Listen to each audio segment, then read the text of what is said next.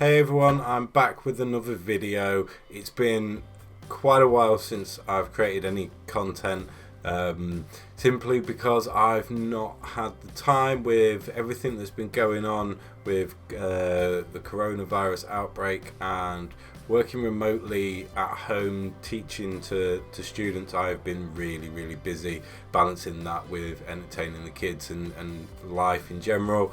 It's just left me on the back foot as far as creating any content or creating images goes, really. So this video is about my new purchase. I bought an EPSON V550.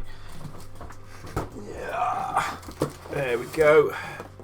It's my nice new pretty scanner. I'm going to use this to scan my back catalogue of 35mm negatives, 120mm, and about, probably a couple of 100 colour slides that I bought off eBay, and I want to digitise all of it, as well as having another purchase hopefully arriving in the post soon. So now I'm going to show you some B-roll footage of me unboxing the V50. I hope you enjoy it as much as I'm going to enjoy opening the box and undoing all of that packaging. Alright. Okay, so let's start this unboxing. This is like my favourite bit of buying it.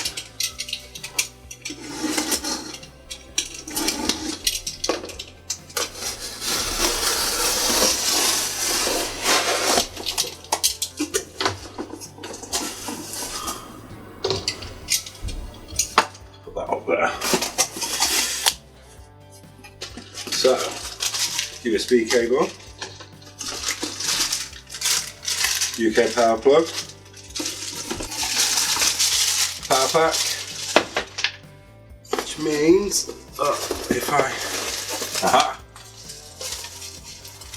installation software, manual warranty, and our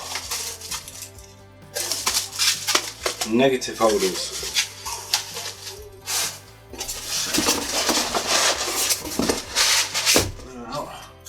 Right, get rid of that. This is the bad boy. Check that out. This room is so cramped, it is not made for doing this kind of stuff in. Let's have a look. Oh, it's all so shiny and new. Like Christmas. Smells new. Smells new.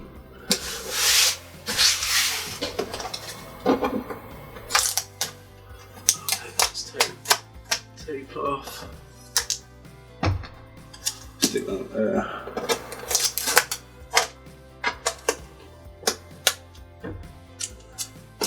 I'll actually keep the tape because you don't know when it might come in handy for sticking a cable down or doing something ridiculous. So look at that. Whoop. Careful. Not my luck. I'll break it the very first time. There's more tape, lots and lots of tape. What I will do once I'm using this is this paper and this bit of tape will come off and go back on between uses, just to keep any dust off the glass, because anybody that scans negatives will know dust is your enemy. Alongside this I also got a pair of white gloves and a rocket blower, so that I can blow off any dust that's on there. So looks brilliant. Let's get it all hooked up and see what it's like.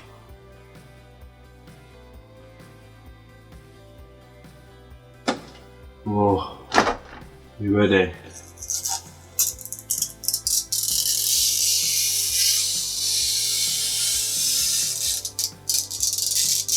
Oh, such a good noise. As you can tell, it's a new day. I had a play around yesterday with the V550, just familiarising myself with the software and basically playing with my new toy. Okay, so let's take a look at the EPSON software.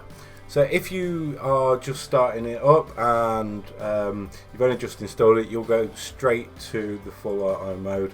When you're scanning negatives, you will need to switch over to professional mode. And here we have this drop down box which we can select our document type, reflective being photos and bits of paper and things like that, or film.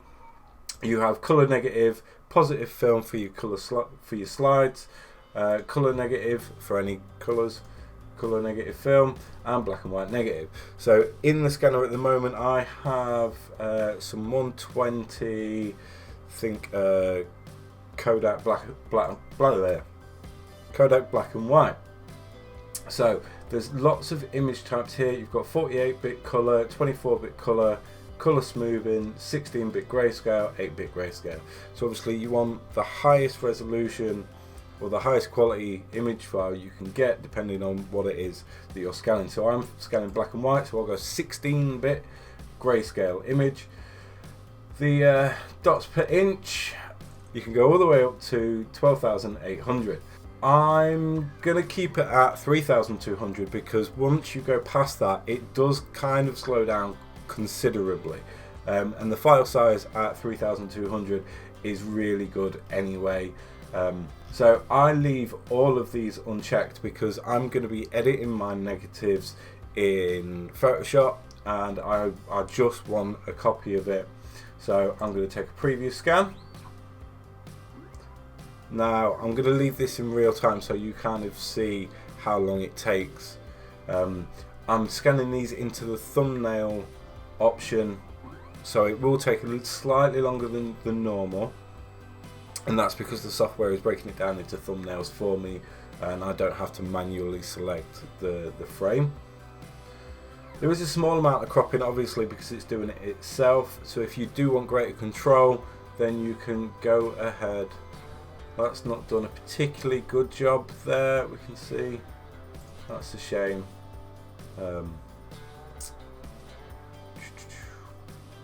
Let's have a look. These are some really old negatives. Very, very old negatives. And there is, you'll see there's a bit of a wonk on this side, and that's actually from loading the film. There's a small spring missing in the camera that I was using for this shot. So the negative sort of pulls through at a very, very slight angle. So I might manually crop it into this one. So there. And then we can set our scan options here.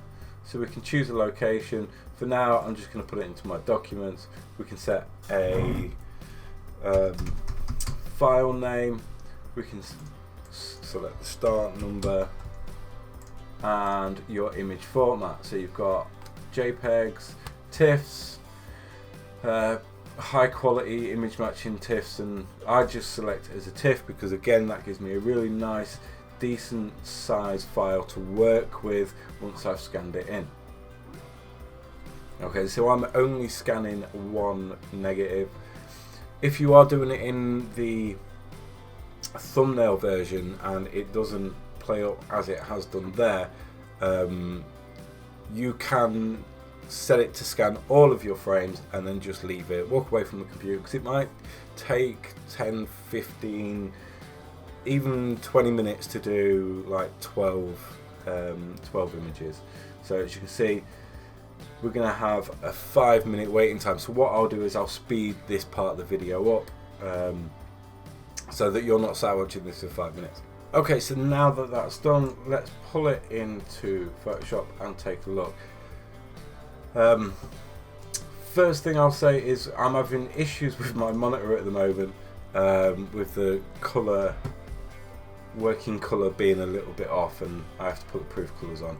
But as you can see, this is a really nice high quality scan. If I zoom into 100%,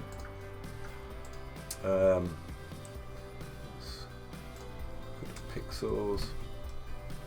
So we have a really quite a large scan file here. If we look at the image size, we're looking, 100 megabytes. and there's no reason why you can't print some really large images from these. So my thoughts of the V550 are, I mean, there's a lot of bang for buck. Considering the V850 Pro is £790, and the 550 was £250 brand new. I know which one I would go with. Yes, it's a little bit slow at scanning, but I would rather have a slow scan speed and really high quality image files at the end of it than quick scans and very low quality. Would I recommend this? 100% I would recommend it for anybody that's getting into film photography and wants to start digitally archiving their negatives. I'd really like to know if any of you guys have got the 550 or are getting into film photography and are considering buying one. I hope you've enjoyed the video. If you have, give it a thumbs up. If you haven't, you know what to do. Why not drop a message and say hi in the comment section below, and if you haven't already, subscribe to the channel.